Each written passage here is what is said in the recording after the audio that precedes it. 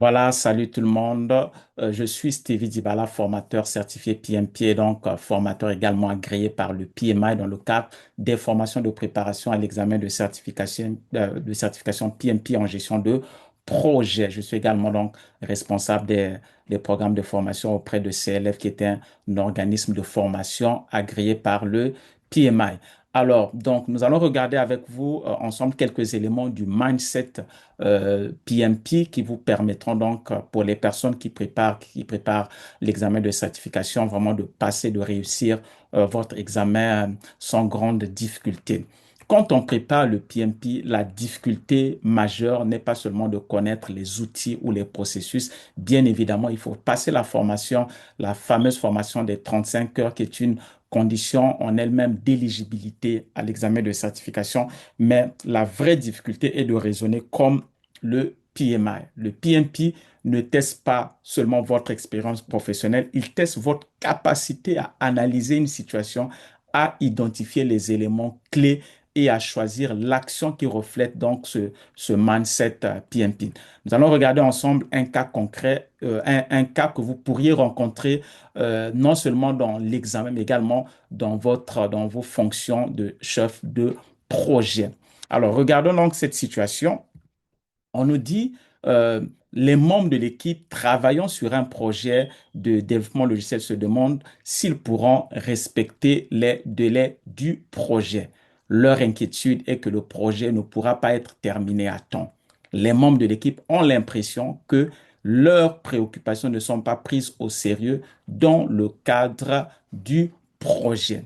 Avant même de regarder les propositions et les réponses qui nous sont faites, les quatre propositions, essayons d'identifier les éléments clés dans le contexte de cette question. Alors, le premier élément que nous voyons, on nous dit, c'est que l'équipe se demande, je vais essayer donc de mettre cet élément, se demande si elle pourra respecter les délais du projet. Donc, l'équipe se demande si elle arrivera à respecter les délais du projet. Et donc, cela peut induire du stress, de l'incertitude, au sein de l'équipe et donc un risque humain. Un risque humain. Le second élément ici qui ressort de cette situation est que l'équipe a aussi l'impression que ses préoccupations ne sont pas prises au sérieux dans le cadre du projet. Donc, nous allons également mettre cette partie en évidence. Donc, ça, c'est le second élément qui ressort de cette situation. Donc, là, on est dans un problème de communication, on est dans un problème d'écoute, de confiance au sein de l'équipe. Le troisième élément, qui est une conséquence des deux premiers, mais qui ne ressort pas de façon visible dans la question, c'est que nous constatons que la question ne fait pas mention d'un élément technique. On ne parle pas de planning, on ne parle pas de budget, on ne parle pas de risque technique en tant que tel. Donc, ce n'est pas un problème de planification, c'est un problème humain. Regardons maintenant les propositions qui nous sont faites. Alors, donc, nous voyons que la première proposition qui nous est faite, on dit, premièrement, la proposition A, leur dire que les délais doivent être pris au sérieux et qu'ils doivent être respectés. Cet élément, cette réponse va à l'encontre de l'élément clé numéro un, c'est-à-dire que l'élément clé, de cet élément clé qui dit, on va dire plutôt l'élément clé numéro 2, dans lequel on nous dit premièrement que l'équipe a l'impression que les préoccupations ne sont pas prises au sérieux, ne sont pas prises au sérieux, et même le premier élément qui fait mention du risque du non-respect des délais du projet. Donc, si vous leur dites que dans tous les cas de figure, vous devez respecter les délais qui ont été établis initialement, vous êtes en train d'aggraver le problème au sein de l'équipe. La proposition B, leur dire de soumettre leurs préoccupations au sponsor du projet, de soumettre au sponsor du projet. Le texte ici ne mentionne nullement une quelconque escalade. Le sponsor n'est pas la bonne personne dans cette situation pour gérer un problème humain. C'est un problème au sein de l'équipe qui doit d'abord être traité, essayer d'être traité par les membres de l'équipe, donc par le chef de projet et ensuite son équipe avant de penser à une quelconque escalade. Donc, ça ne peut pas être la réponse, la proposition B. La proposition C, rencontrer le bureau de gestion de projet pour comprendre pourquoi les membres de l'équipe ressentent cela. Le PMO n'est pas concerné, le problème est d'abord au sein de l'équipe. Donc, c'est un problème dans l'équipe, ce n'est pas un problème des processus, des normes au sein de l'organisation. Donc, la réponse C n'est pas la bonne. Regardons maintenant la réponse D. Rencontrer l'équipe de projet, écouter leurs préoccupations et leur assurer qu'elles seront prises au sérieux.